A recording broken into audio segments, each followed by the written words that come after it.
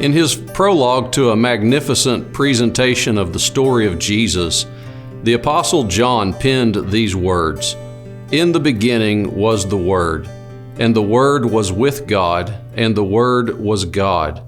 And the Word became flesh and dwelt among us, and we beheld his glory, the glory as of the only begotten of the Father, full of grace and truth." Most of my life has been spent working with words. As a student, I learned that words are necessary to communicate what is in the mind and heart. As a pastor, I learned that words are necessary in order to comfort and correct, to inspire and to lead others in the direction that they need to go.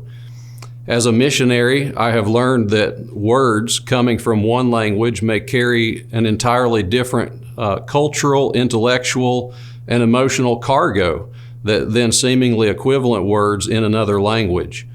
Words are vehicles through which one heart speaks to another, and yet so often words remain inadequate. Communication breaks down.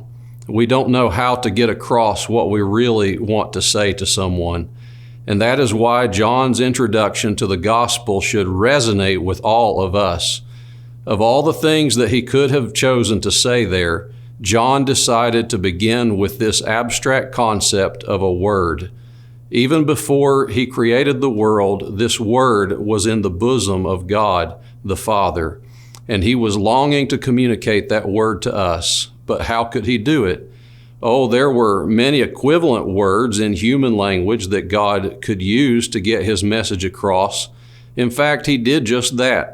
As Hebrews chapter 1 verse 1 says, God at various times and in various ways spoke in time past to our fathers by the prophets.